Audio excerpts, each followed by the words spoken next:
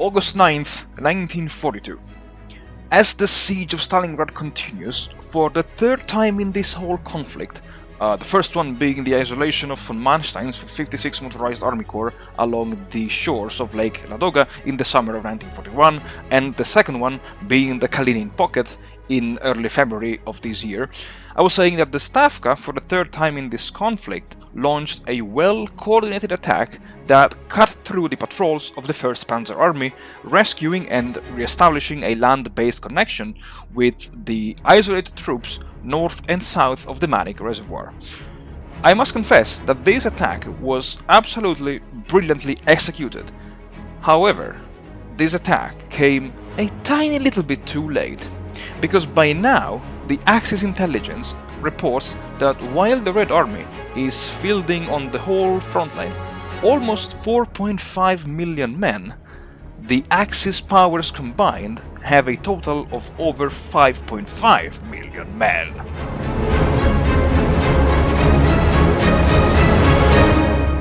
Howdy folks, welcome back to the channel and welcome to a new weekly episode of War in the East 2 in the Axis campaign. So,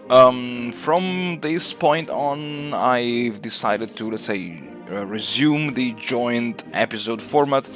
because, you know, there is pretty much nothing going on, I would say, on the Stalingrad front, and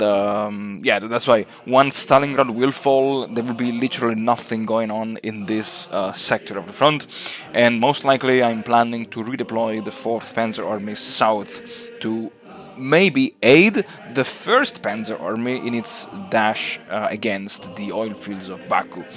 And let's say, last week I kind of mentioned, maybe spoiled a little bit, that the, say, maneuver of von Kleist was maybe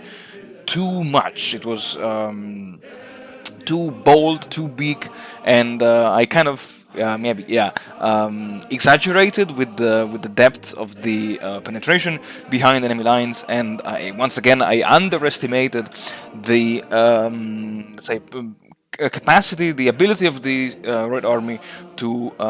reopen the pocket by launching a localized counterattack with the troops that were inside the pocket itself. And again, this is like a bit upsetting my my plans, because this week I was planning to wipe out this pocket, but no, then I have to invest one more turn, one more week to just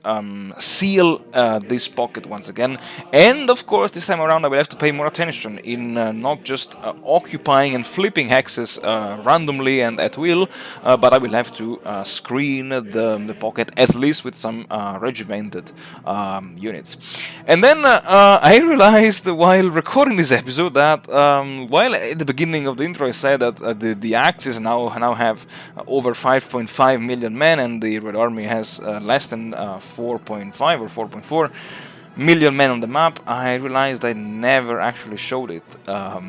in the recording. So you have to trust me when I tell you that yes, there is now at least a 1 million men on the map disadvantage for the Red Army, and this is one more reason of why I believe that,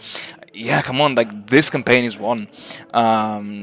Okay, so for me it's won, but I have to win it, of course, by capturing the missing victory points. And at this point of the campaign, while yes, it's true, I am experiencing some kind of logistics problems, because I never pushed so deep and so far into the Caucasus that yes, I really have some issues in keeping everyone at the spearhead well supplied with you know, fuel, chocolate, I don't know,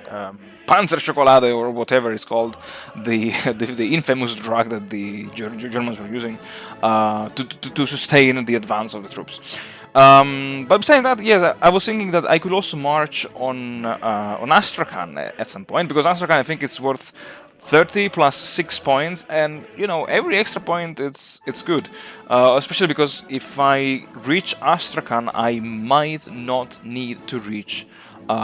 Baku and all this juicy, let's say, pot of victory points laying down there. But yeah, maybe now it's too early to talk about Astrakhan. Now the time is it's ready. It's good just to seal again this pocket and to drop once again, as always, as many Red Army troops as I possibly can, to prevent a repetition of what happened this week during the Axis phase.